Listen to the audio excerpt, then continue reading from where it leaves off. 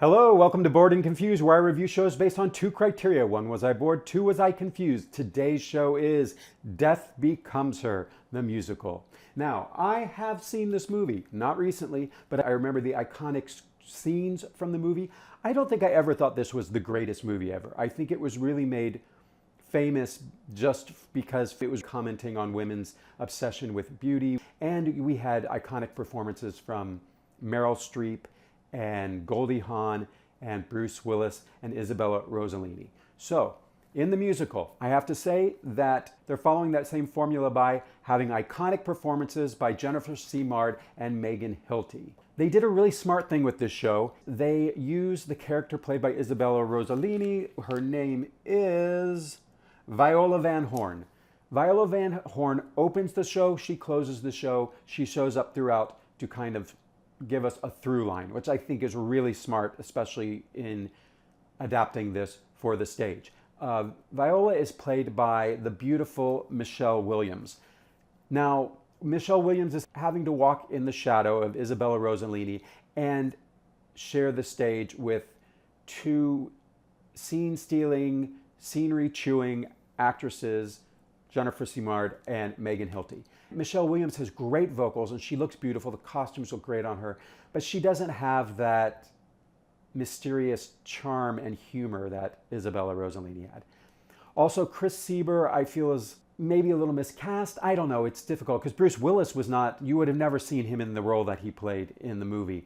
I feel Chris wasn't given a lot of great material, so he tends to also fade in the background. But the two stars of this show, of course, are Megan Hilty and Jennifer Simard in the roles of Madeline Ashton and Helen Sharp. The movie is known for using special effects very well to show these women hurting each other, and yet they can still live because they've taken this magic potion that allows them to live forever and stay youthful. And that is a lot of the charm of the movie. Now, when they were adapting to this stage, I'm sure they said, well, we can't do the same things as the movie. We can really just kind of indicate those great moments and do them the best we can on the stage. And so instead of going for a realism, they just went for really high camp. The other issue you have is you've got an actress in her 50s and an actress in her 40s, and on stage, how do you make them look like they're 20 or 30s? Especially when you've got dance ensemble of people in their 20s and 30s who are surrounding Viola Van Horn, and she's saying this woman here is 120 and he's 150 and she's 117, and you're looking at these very thin, beautiful dancers. So then when Madeline and Helen take the potion, you're like, why don't they look like the dancers? Well, because we're on the stage and we can't make people skinnier or 30 years younger. So what they do is they go from a pantsuit to a dress with a corset. And as an audience, you just have to suspend your disbelief and say, okay, yes, they believe that they're 20 years younger and thinner, and I'll go along with it. The two iconic moments in the movie are when Madeline falls down the stairs and twists her neck, and when Madeline shoots Helen through the stomach with a shotgun and she has a giant hole. These are iconic images from the movie. And they did an interesting thing. Knowing that these are the most iconic moments in the show, they put one in the first act and one in the second act. And I guess this is smart, but this also draws attention to the fact that there's not a lot of material here for this play. The first act ends with her falling down the stairs, and the second act ends with the shotgun blast to the abdomen. After that, I just felt like the show didn't really have anything left to do. So the second act was just a winding down. There weren't really any new jokes. There just wasn't anywhere to go with it.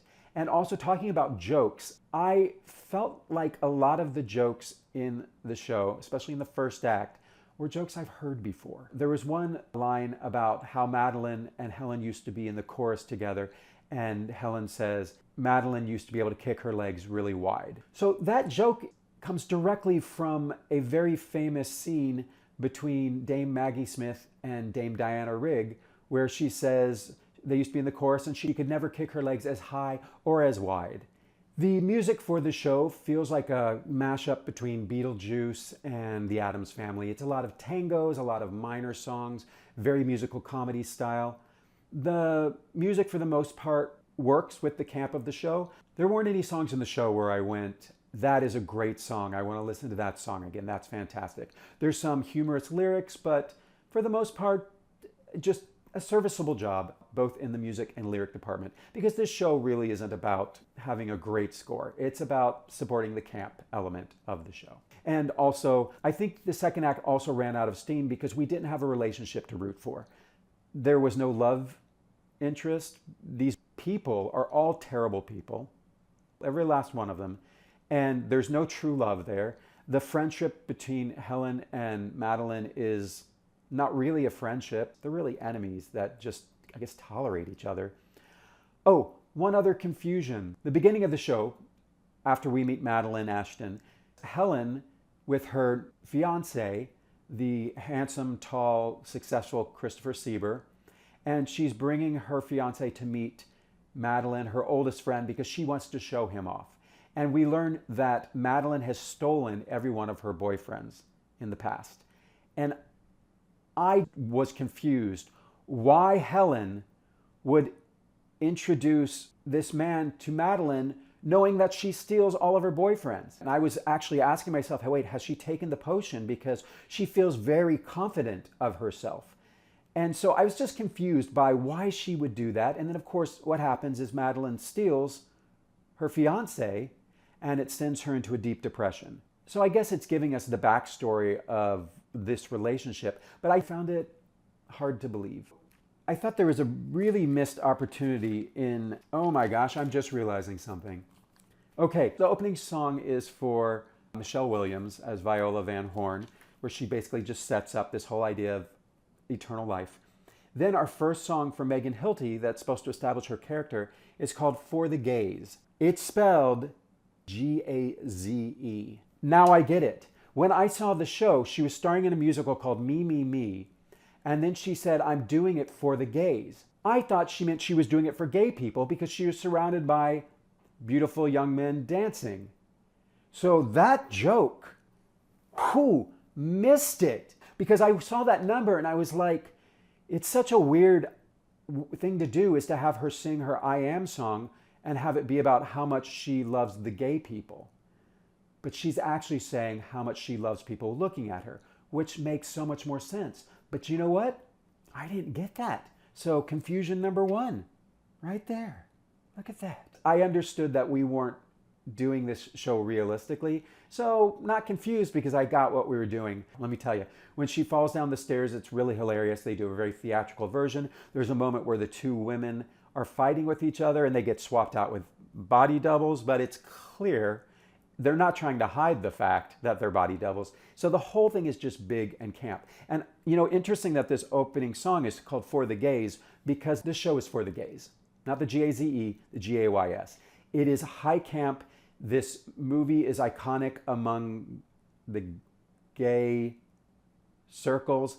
A lot of the jokes that were written for the show are also iconic, so your audience is gonna know that you took those jokes from somewhere else, but maybe they won't care. In a way, it was like watching a drag show.